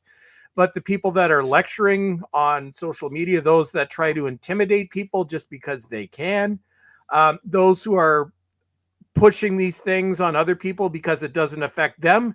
And this is what really pissed me off. People that were going after me for years, going back as far as 2015, when I warned what would happen. I said this to many people when Trudeau was elected. They called me names and so forth. All these people that as recently as, when I left Facebook, were lecturing me and calling me scum of the earth for calling out certain things. But since then, things have gotten 100 times worse. It is affecting them. So suddenly they switch sides. I'm like, okay, so yeah, you don't care unless it affects you. As long as it gives you an opportunity to talk down to and terrorize people. It's, this is not the politics that we had previously, say in the US, just go back to, I don't know, the 2004 election, Bush versus Kerry. Nobody was getting canceled, even though they were two of the worst contenders in U.S. political history on both sides. Nobody was being disowned for supporting either Kerry or Bush. They're not, at least to the point they are right now. Here it's like, I support Trump. Okay, you're excommunicated. Whatever. It's like, was Bush Kerry the one with the hanging chads? No, that was 2000. That was Bush Gore. Okay, there you go. But yeah, it's like, you can't have a civilized discussion for them. So now, even though we may be on the same side, I'm like, you know what? I remember when you had the opportunity, just because you are a complete piece of shit, where you spent years bullying people, you destroyed people's lives, you got people fired because you enjoyed it, because keeping this one ideology that let's be honest, most of them didn't even agree with it. It just gave them power. They agreed with this ideology. And it was fashionable as well. It was fashionable as well, Chris. Yeah. It's like, you know what? Okay. You agree with me what? So you didn't agree with me 5 years ago. You're trying to cancel me off Facebook. We're not monetized. You can go fuck yourself. And that's where I am right now. I'm like, we all in our personal lives and on the internet thing. Do you consider, gentlemen? I think we may as well sort of stay with this for the time being, because something's just struck me. Do you think that it's perhaps? I think that men and women respond to this sort of thing differently. I think women are very hive-minded, and I think that. But that aside, I think also older men, as we're all in middle age now. Do you think, because a lot of this was a fashionable thing, wokeism was, for all intents and purposes, a fad, a very long fad, but a fad. It was. Do you think that it's because our specific demographic, wherever we are in the world, are less inclined to bow to trends, or whether they be ideological as much as any other? And I could tell you, and we're all, within 5 years of the same age. Everybody here is Gen X. And I think no matter which time and place you look at in history, it's just men and women are different. Women do have more of a hive mind. Like, even if you look through high school, men would, well, not so much anymore, but their form of aggression was bullying or physical contact and beating the crap out of each other. For women, it was the same 30 years ago, same 50 years ago, probably even worse now, is women could be very cruel to other women. Because there's strength in that as well. I'm not saying that men and women, I'm not saying that one is better than the other, to make that clear for any idiot. For any idiots that could be watching, but yeah, just different. Well, I think with men, I think, and this is one of the differences between us, I think after we reach a certain age, and every guy that I've talked to has said the same thing, it's usually around the age of 30, where you literally just stop giving a crap about what other people think. Like, there are exceptions. It was a little later for me, but generally speaking, I think for me it was about 35, but I think men... and I think it's also has to do with the way society has treated men in the past few decades, where you just stop caring. You don't really. I think men are okay being on their own. I think being ostracized, not as a rule, but in general, I don't think it affects men anywhere near to the degree it affects women. And I think that's part of it. And that, you go back to high school, the mean girls, like, some of them could just be awful, and every single one of them went woke, and I'm not making that up. I saw their Facebooks. But yeah, I think it was, and I think we're all of the age, we were all quite a bit older. Like, the world went to, I'd say, complete hell around 2017 is when everything got really bad. Absolutely. Most of us were late 30s to 40s. You can time it with The Last Jedi. Yep. It's really weird. It was Lucas's fault. Yeah, you really can time with that. But actually, Chris, what you're saying is that's why I was mentioning this to a friend a couple of days ago, that I have no respect for the left collectively and what they've done to my country, but I'm totally boggled by the incomprehensible decision of the left and the Democrats to dig their heels in on the whole men and women sports issue, bathrooms, everything, because that was incomprehensible to me, because across the board, that was anybody with any hint of rationality was on the right side of that. So I think if they would have only given in on that one issue, they'd be in a much better position all the way across. Gary, that is the very epitome. That's the pinnacle of what I was describing a moment ago of fashion, a fashionable opinion, way of thinking, framing a situation. It was the emperor's new clothes, essentially, in a sort of a social form.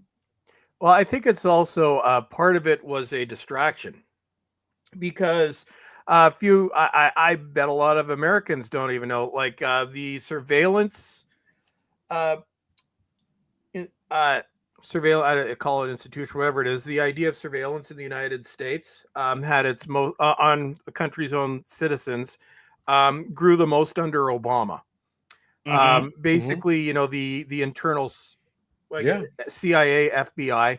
Churches, I think a lot of it. Yep. Did it not start after 9/11 with the Patriots Act with Bush? No. It Bush, really got going under it may have Obama. started with the Patriot Act, but internal spying on citizens that really exploded under Obama. But I think a part of the reason why they focused on wokeism was to distract against what was actually going on in the background. Probably. And what was actually going on in the background were very bad things, like what we're seeing with the push towards World War III and a new world order. It's we want to get you all killed, but we're not going to say that. So bathrooms. Who can use bathrooms? We'll just focus on that. Yeah. Everybody dye your hair purple. Look, if trans athletes want to compete, then they compete against other trans athletes. They don't compete against biological people. Simple as that. Be the same thing. But I remember, and this finally occurred to me, why the X-Files did not work in the 2010s and especially the late 2010s. Because the conspiracies that they focused on, the X-Files mythology in the 90s, the alien conspiracy, when they tried to revive that conspiracy for the new rebooted X-Files in 2016 and especially 2018, their little conspiracy was mild in comparison to what we were watching happen right before our eyes. And I think, just as one example, I think that's why the X-Files did not work when it came back. I think you're right with on reflection. Yep. And I couldn't, even at the time, I couldn't quite place, but I'm like, this just doesn't fit. Then it occurred to me, I went back to watch old X-Files from the 90s. I'm like, wait, we could only, it would actually be good if this was the only conspiracy we're dealing with, which is the conspiracy with the aliens. No, we're dealing with governments that want us all dead. They want new world order. Aliens were really working against the deep state to save us. Well, right, that's why the aliens left. The aliens don't want to have anything to do with us. But you're gonna write that screenplay tomorrow now, Rabbi. What you thought. That's how they should have brought it back. They're working with the aliens, and they probably should be probed very often, especially Gillian Anderson. I don't think she'll even resist. I think she'll be like, there's your next thumbnail, Rabbi. You need to publish a book of your thumbnails. Ever since she was, I've always loved her with it, but she was once had an award show which had little vaginas embroidered on her dress, and they said, "Well, why?" She says, "Well, I think it's somewhat on brand, don't you?" I'm like, "Wow, that's really what she's there." I'm like, I am so impressed with that answer. Do you know what though? We laugh about it, but let's bring it back to a bit of a serious nature. That this cult has destroyed many children's lives as well. Remember that. So here's the thing. When this madness finally, if it does ever go away, there's going to be a lot of care need to be given to all of these people that were brainwashed. I believe, Noel, that we could see a generation or maybe even two of people who, through their entire lives, are in a form, in a place where they could need therapy of sorts, maybe debilitated on a mental and emotional level. Yeah, and I think that the coof, the pandemic, exacerbated that, but I think it would have. I think that the stuff that was going on before was heading in that direction anyway, and afterwards things have actually accelerated to such an extent that it means that it's unavoidable now. I think you've got a whole. I think things are turning around. I think the generation that are coming up behind the wokeists are actually, in some respects, a reaction to that and them. And Alpha, I could tell you that for a fact. Hopefully, yeah. Well, no, actually, to them. Well, especially the male alphas, but I think it's both genders. It's each generation is a response to what came before it. But if you hear from I've got relatives that are Gen Alpha, 11, 12, 13, and I do not influence them. I just let them talk what they want. To them, this is all a joke, like this wokeism stuff, because this is what they've been programmed into it. And they've seen where it's come. And I think a big issue is when we look at the Big C, it was right after Big C, or right after, lockdowns and everything started 5 years ago, especially in my country. That's when everything went to crap. It started in 2021, and my country was ruined between 2021 and 2024. It's like that was the excuse to destroy everything. And I think the younger people, it's very obvious as to what's happening. Keep in mind, Gen Alpha, these kids were also ripped from society for 2 years. It's hard not to notice that, where it's like, okay, for 2 years I wasn't allowed to see my friends. Yeah. I was learning in front of a computer, and kids are not stupid. Kids are going to notice what's going on. Kids they have the internet, which we didn't have. They can look up how things are if they want. And I think by going too far 5 years ago, when a lot of these kids were in their developmental phase, again, kids are not dumb. I think a lot of them, and especially I know my relatives within that age group, fully see what's going on. I think even more so than we did. Mm-hmm. So I think probably the worst thing they did for the rest of the world could have been the best thing, where they pushed too far in too short a period to the point where they couldn't hide what they were trying to do at that point. And why I actually do have hope. I thought they were going to be a write-off, but I do have hope for Gen Alpha and even younger Zoomers. Oh no, they're going hard right. Yeah. And Chris, I think that, I mean, to your point, I think that, as far as the COOF goes, not only in terms of the cultural after effects, but the health aspects of it, along with, I guess, what we'll call it the big T, everything that's been done to kids in that regard. I think that for at least the next decade, we're going to be hearing about all the after effects of everything. I agree. It's going to trickle out. Also, do you think, Gary, there could be multiple authority again? What was it? They grew up being bullshitted by authority, and they knew they were being bullshitted. Well, in that case, I mean, firstly to Gary and to you, Rabbi, do you think that we could see a place where a generation of people who are children now end up taking various authorities, institutions to court? Oh, absolutely. Yeah. I think much more significant. Over surgeries, they have to age out. They have to age out of their parents' control first, though. Yeah.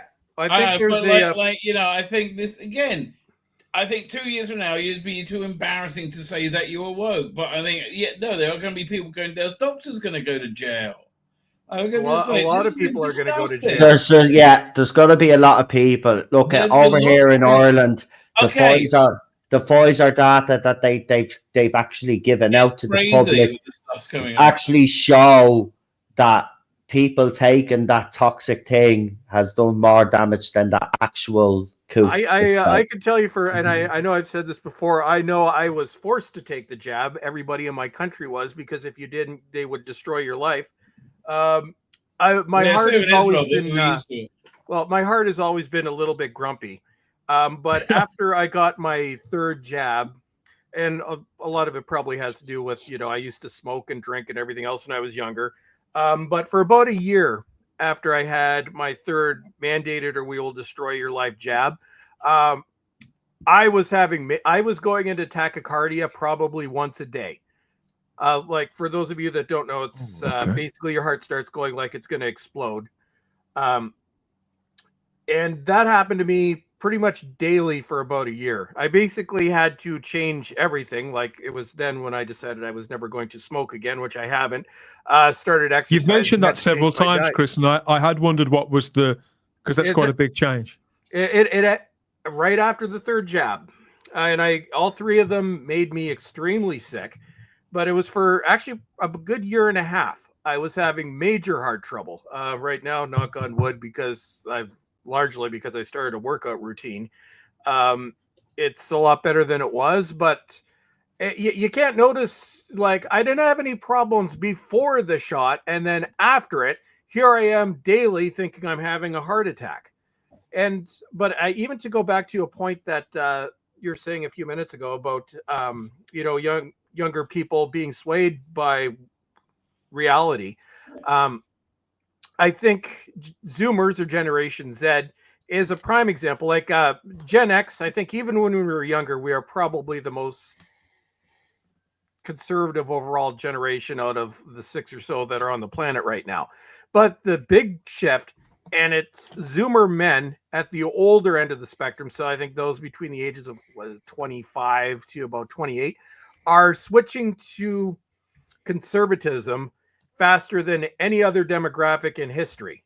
Basically, they're becoming more conservative than Gen X, which, we know for a fact we're rather conservative. They're being jolted into conservatism as a response, a logical response to the attack, I suppose, on the idea that somebody can, I suppose, just have and build the kind of life that young people have the right should aspire to. I think they're looking around them, they're trying to fashion the tools with which they can build a true life and perhaps start a family and make those sort of decisions. And that the culture, I suppose, that we've all grown up with has kind of set as our as an ideal, as a goal. And then you think, well, if that's what I'm shooting for, how can I get there? And they look around them, and the materials, the tools, none of it is there. All the systems are stacked against them. And so they're like, well, there must be a better. And why? Well, because it all aligns up with this ideology, with wokeism, identity politics, DEI, as is now being popularized. And so they're rejecting it. They're spitting it out for the poison that it is. Yep.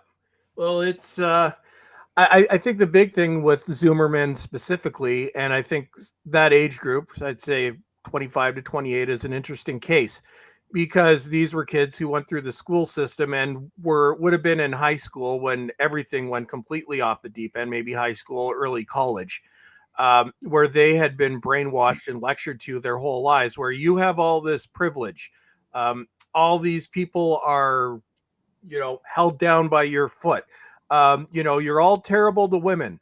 And then I think what happens, and why it happens specifically with that age group and now, is they finished college, they went out into the real world, and then they came to realize, well, actually, I'm disadvantaged because every job that I apply for, I have to fill out a DEI checklist, and I never get a call back. Women don't want to have anything to do with me because they've been told I'm evil, or they just, if they don't like you, they just make a false accusation and destroy your life.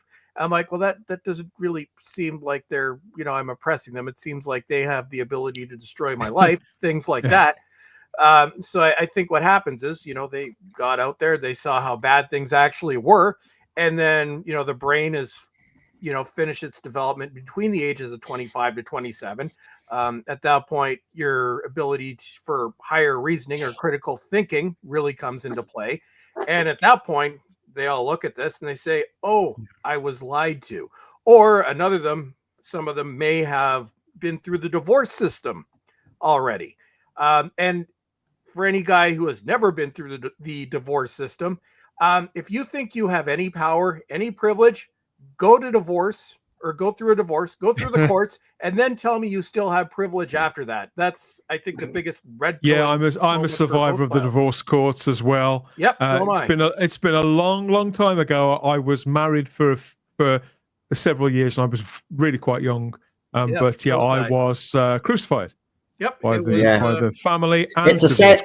It's the same in the family. Same in the family courts as well.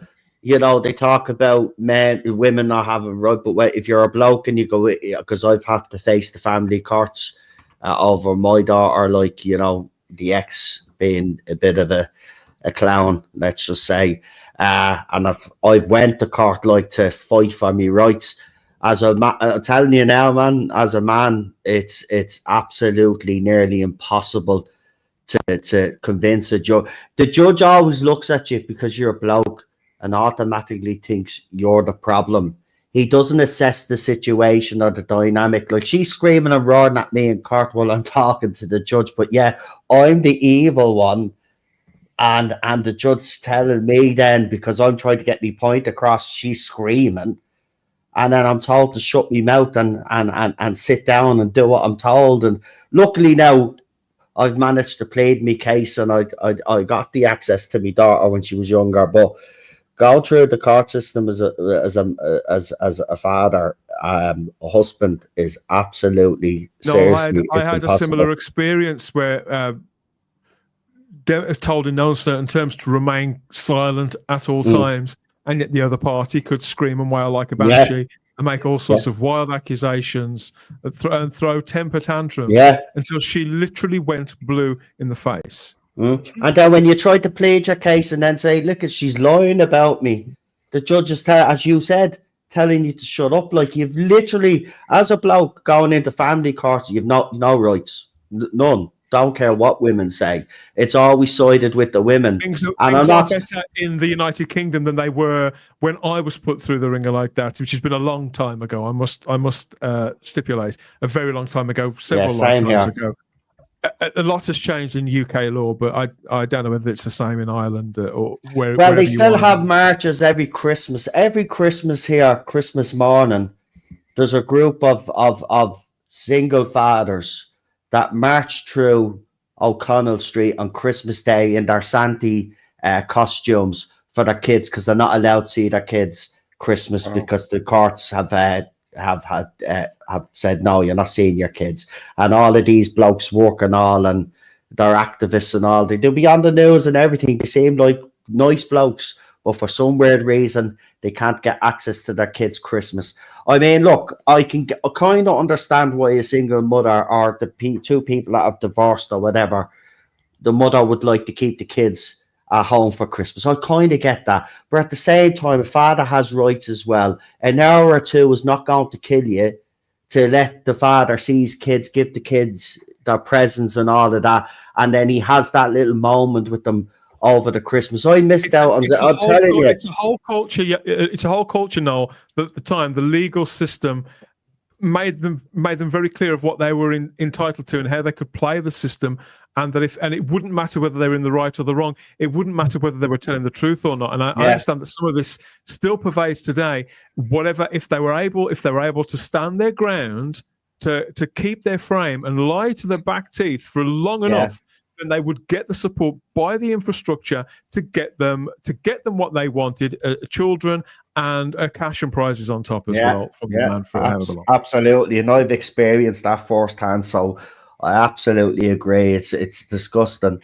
But you know what? I will say this: there was a few judges that I had over me time that took me side straight away when they saw her reaction, and that was a lovely moment. I have to say, one of the judges says, Jace, you're a very lucky man, he said, when he was giving me access rights. It was so they're not all bad judges, but they've got to remember that when I won somebody over. It's not just black and white. Do you know what I mean? I think when judges are assessing these cases, they should assess them properly, individually, and assess the two people while they're there. That's what a judge is supposed to be there for anyway. And if one is shouting and screaming and literally just throwing on any old nonsense out, and the other party is staying quiet, I think you don't have to be a judge to figure out, well, the person that's not speaking up is actually saying, and this one's a lunatic. They could be behaving erratically and unreasonably. And we're going to look over in the live chat for a few moments and see what's going on there.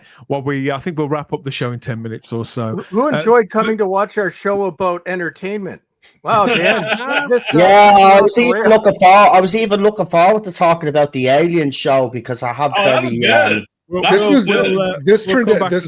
was a very special episode of the Spacebook. It was indeed.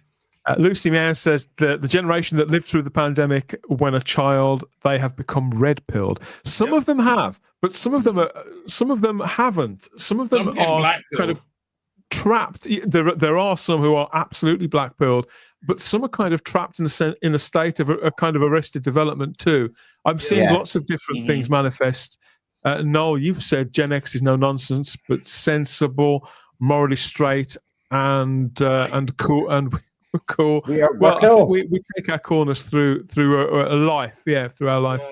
In fairness, look what you mentioned it earlier on. You know what we went through as kids. We always had that threat over our heads, but like, we were sensible. Like, nobody was losing the plot. Nobody was losing the shit. Like, no, common sense didn't go out the window. Do you know what I mean? People just took a step back, and then it was sorted to a certain extent. Or obviously, it wasn't sorted enough because we're fucking here now. But it got, you know what I mean? Even though we had that threat over our heads, we never really thought that, okay, someone's going to start the Cold War. I never got that impression anyway. I don't know about you guys, but I never got that impression. 2005 was really the golden age, right? It was great. There was no racism. Nobody cared about who you slept with, or if you're gay, you're straight. Nobody cared about it. And we just had, then you were happy to be English as well, right? You just got on with it. Yeah.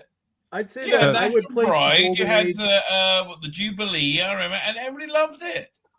Right? I think the golden age would be. Everybody loved the whole thing. And now look at it. You see UK now. You see people with different flags burning the Union Jack.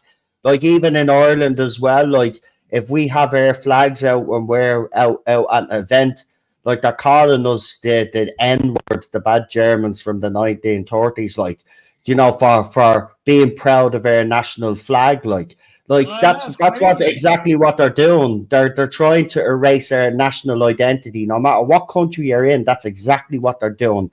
They're trying to erase your national identity, get rid of your anthem, right? Strip everything that makes Dan English, makes you Israeli rabbi, makes Ballstrek Canadian and Gary American, and obviously me Irish. They're trying to strip it bit by bit, and that's what they've been doing the last few decades. I'll tell you exactly why, right? Because these new kind of woke, compassionate people, they the only thing that the difference between them and Nazis, the Nazis were nationalist socialists, right? Mm-hmm. These people are globalist socialists. Mm-hmm. Then their national identity is globalism, right? So they're exactly the freaking same, isn't it? They're globalist socialists. They literally they just want to have their insane socialist worldview globally. Yeah, they're either stupid or they're gaslighting themselves. It's insane. But the best thing about it is, Rabbi, is that there's so many people in different countries around the world fighting back against this, and that's what gives me hope. The pendulum is swung in the other direction. Look. Woke has gone to England to die. England is where woke has rounded up the resting place. Yeah, it really is. It's like I mean, it destroyed Europe going to England, but it really is. The only reason it's not in Europe is because Europe's gone. Yeah, so you can say the same with New Zealand and South Africa's gone completely. New Zealand and Australia, right? They're all falling apart. Yeah. Australia's gone. While we're, maybe we'll return to this at some point in the future. But whilst we're at it, I talk of nationality and of national identity and pride has brought to mind one person to me, and as things have accelerated, arguably got worse and reached the point that they have. Whilst things are undoubtedly getting better over the other side of the Atlantic, there's somebody that I've been thinking about recently, and I've been wondering what he would make of it. And whilst I wouldn't say this person woke me up, it is somebody who I was speaking to. I think we were all speaking to for a while. I didn't always get on with this guy at all. In fact, I got him quite wrong for a little while. But once I got it, and once we got on the same page, we found an understanding and a mutual respect. And so I think I want to dedicate this discussion to John White. John, who died last summer. Nice. Yeah. I feel that he would have been up to his neck in all of this. I think he would be reveling. He'd be in his element right now. He'd be in his element right now, and he would have exposed a lot. He's missed, I have to say. He was. He really is. He look at. My relationship with him as well wasn't always great, but I have to say it was great that we made up, like, I think 2 years before he got his diagnosis. So that was good that we were able to patch things up. But even right until the end, Dan, which is amazing, he was posting away and exposing stuff. And then obviously then Gobby then told us all he'd passed away. It did hit everybody hard because he did have an impact, and that's the thing. People like him will be remembered in this fight, and they should be remembered because he gave up and sacrificed his time to expose a lot out there, and I have a huge respect for anybody that's gotten into this and now exposes what's happening globally. Gobby, we mentioned him earlier on, but Gobster has gone full political, and what he's doing is absolutely fantastic. Like, he's highlighting a lot of stuff. He's giving his opinion, of course, which is important, but he's spreading the word.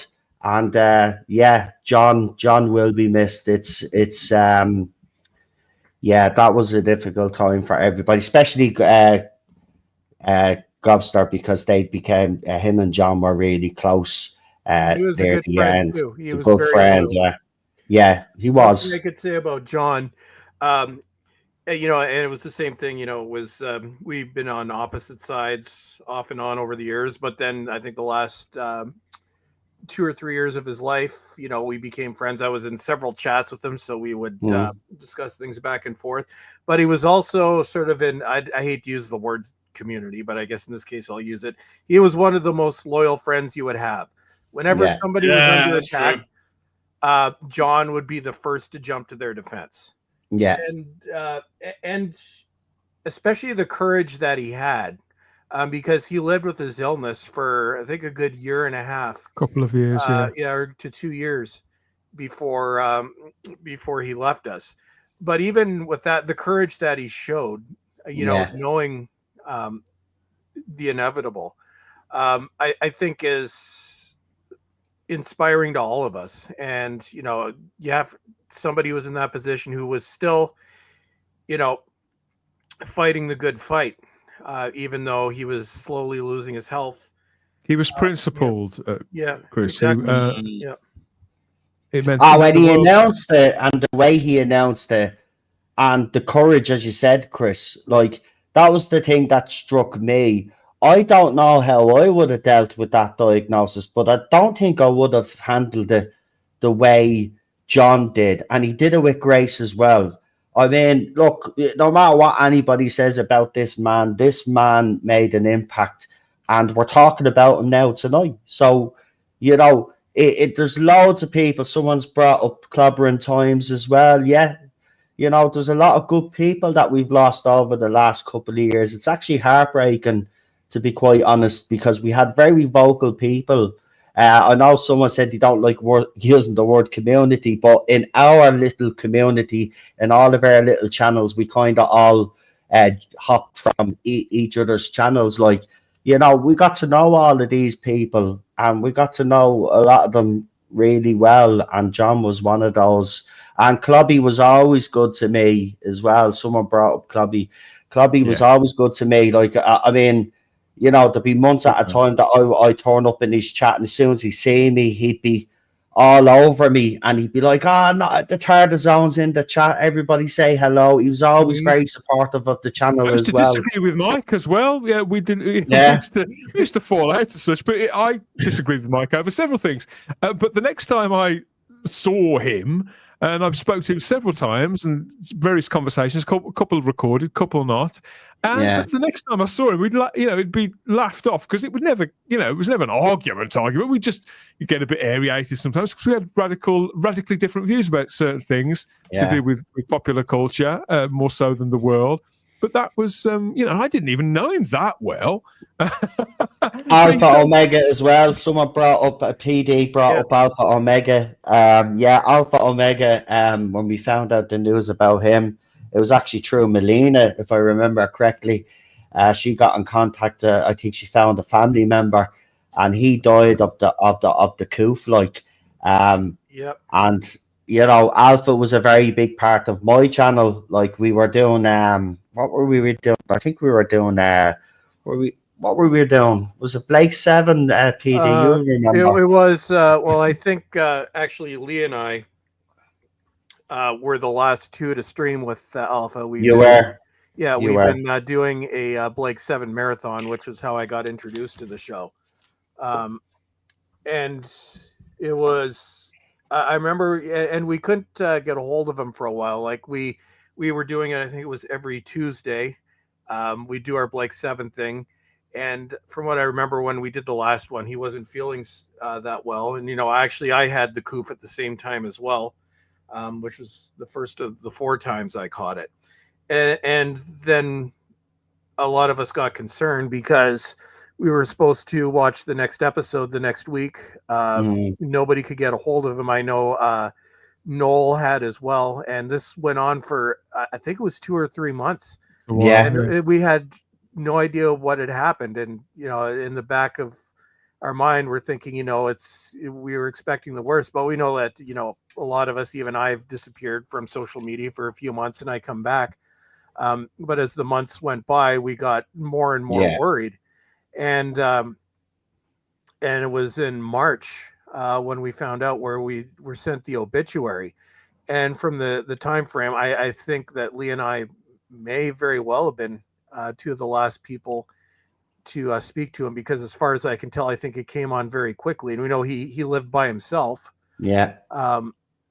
So it's just that's the thing that I've been doing the YouTube thing for 18 years myself, and we have lost people, and it's awful. And even though a lot of, because we live in different countries, we've never, I've known most of you guys for 5, 6, 7 years now. We've never met in person, but to me, it's like, it's no difference than, if you are somebody that I know in real life. And it's happened a few times now where we've lost friends, and it's awful. And it never gets any easier either. I mean, it's like, I've been on my journey 8 years, and people come and go, right? As you know, yourselves, you can have falling outs with them, but when someone dies, and you've had such a close friendship with them, and you've been streaming with them, like, you get to know these people. Like, I know Chris a long time now. We've had plenty of conversations behind the scenes. Even yourself, Dan, we've been talking lately and stuff, and it's great, because it's not just, we don't just stream together. We do have conversations when I do bother to check me bleeding messages, but like, we do have conversations, like, and we do all connect, and we want to know how everybody's getting on. So when we do lose the Alpha Omegas and the John Whites of the world and clobbering times, like, it does leave a huge void. And I've just noticed, I don't know if you feel the same, but when I first started my journey, I thought, even though I was sticking my neck out there and I was getting myself into trouble, I enjoyed it. I got to meet a lot of people along the way. But I look back on those times, and I just wish we were back there, because when we were back there, we were all together. We were all fighting our own little. I don't really want to get everybody bummed out, but I miss those times, is what I'm trying to say. It's not the same now, because there's been a void left with the people that that we've lost, and it just feels, I don't know, it feels like it's a little bit colder than it was back in the day. It's not the same. I don't know if you all feel the same way, but I think things have changed. This could also be a conversation we pick up at a later date, I think. But it's been a privilege sharing this conversation with you all, and you there this evening. Thank you, Noel, in the TARDIS zone, the Irish zone.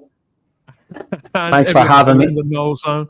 Gary Akers, the Retro Doc, thank you as well, from the nation that's bringing it all back. From wherever we are. Bolstrek and Frank there. Frank is still in a state of... Well, I guess our brief introduction turned into the entire stream. So next week there were things that we had scheduled to discuss, but Frank is still... so things are really bad for Frank right now. You'll get your update next week. We're not back next week either. I'm not here next week. We're not here next week, so it'll probably be the week after. But Frank may not be around in 2 weeks, Dan. It's really really bad right now. R.I.P. Frank, mate. Oh dear. They're also trying to. A Frank memorial show. Media. Some videos have surfaced of his antics on New Year's Eve, and it's not good. And the rabbi from Was another Hunter planet Biden involved? who's hung in with us again. Not Again every. tonight. I'm going to Woodland Hill to Bedfordshire. You'll see me tomorrow when I stream at 5 and I'm knackered. I go, oh god, I'm a zombie. That's how I start my every Sunday stream now. I'm like unconscious. But you know, what can you do? Let's have a quick blast of these guys.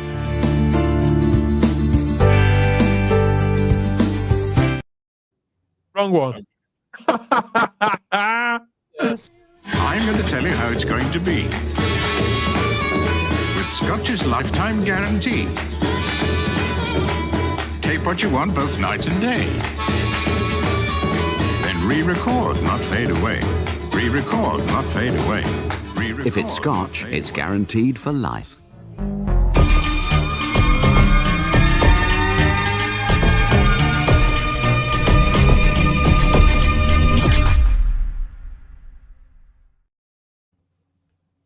Putting the world and the universe to rights here on the Spacebook Live, this special edition of the show. And yes, people out there watching on Rumble and YouTube, thank you for interacting and for giving your views as well, and your experiences, confiding your thoughts and feelings about the way things are at the moment in the world and with your own lives. If this conversation has upset in any way or uproot, then I suggest counselling. Counselling, right? Because if you can't handle an adult conversation, then you need to go to get counselling. All right. Well, Bottom line is also know, some of these things we've talked about and touched on are quite difficult for people to handle. So some people have got things compartmentalized, and maybe seeing pop culture pundits, panelists on a show like this talk about stuff like this is what they weren't expecting. I wouldn't like to think that anybody who may be suffering from PTSD, for example, may have been exposed to something that they'd rather have not. But by all means, if you need somebody to speak to, reach out to us through our social media. Come and reach out to me on Instagram and X at the Spacebook, or leave us a comment. Whatever. But thank you for your time and your company on this edition of the show. There, I think Gary's internet has blown out again, but that's Gary Akers, the retro dog. Bless him. Yes, heroes from all over the world. Thank you everybody for all the comments. It's okay. Let's wrap this up slightly differently, but I appreciate all your company, everybody. I'm waiting to see if Gary's going to come back on before we wind up, but I don't think he is. We must say this was not planned, everyone. We had a whole thing lined up. I had to watch something last night that really bored me, so we'll have to discuss that. That's where we were headed, and I did have my best PSA so far for this week. So I wanted to actually say that. Can we not actually end the stream with that? Maybe in 2 weeks' time we'll get this panel back together, and we'll do some of what we were going to touch on and other things, no doubt too. What a cracking show tonight, everyone! Says Stephen Braddock. Thank you, Stephen. And it's as much down to you guys as everybody else. Dan, you're fired. You're fired. Says Luthoff. Sorry, boss. 2 weeks. Poor Frank. Says Stephen Braddock. And Lucy said it was an interesting and important stream today. Well, we're doing our bit, I think, to have the conversation that springs up at the time. I think there are times when something like this is appropriate, and this was one of them. There's no harm in the, as I said, in these conversations. They need to be had, but the entertainment industry and global politics are interlinked because they help push the narrative along with the media. Yeah. So Lucy's in firm agreement there. What else have we got? Yeah, that is probably about it. The rabbi is streaming tomorrow. He'll be present, and he won't be correct. He never is, but he'll certainly be present. He'll be loud and proud. Proud, probably. I think we're all proud. Yes, it's the rabbi from another planet, Bolstrek and Frank there in the corner. Thank you both for your company. We hope Frank makes it through. And thank you again, Chris, for sharing so much Frank has purple hair. What the hell's going on with Frank? You weren't here last Saga. week. Okay, I'll tell you just briefly what happened. Everybody else. So Frank was having a bad time in prison. He's in there with ICE detainees, and they haven't been very nice to him. I can't say specifically what's happening because it will get Dan in trouble, but Frank did not enjoy it very much. And last week they tied Frank down and dyed his hair purple. So he's not having fun. We tried a GoFundMe, and unfortunately nobody donated to it at all. So we weren't able to get Frank help. So Frank is he's in hell. So we'll see what. And right now, and like I said, they're canceling him on social media right now. So it's very bad for Frank. Hang in there, Frank. A goat fund me, not a goat. Oh, and but as for me, in a I guess about a month. Yes, I am going to. I don't know if I'm going to do every episode, but I will be covering Dr. Nutty and Dr. Nutty and diversity higher number. I can't wait. Actually, continue. I didn't think you'd be. That's world exclusive, Dan. But this will probably be the last time. And I don't know if I'm going to do every episode because I don't know if I want to put myself through this. I might do maybe every few episodes. I don't know. It's going to be terrible. I think you should do them all. If the show is going to go down, I think if the show is going to go down in a blaze of RTD glory, you should be the one to absolutely finish it off. Well, I tell you, I'm gutted I can't review the first one on Saturday because it's Passover. Oh yeah, I'll have to suffer through it. And my poor dog, she does not like when I record my voiceovers, because if you think it's loud, you don't hear how loud it is in reality. My neighbor can usually tell when I'm recording a voiceover.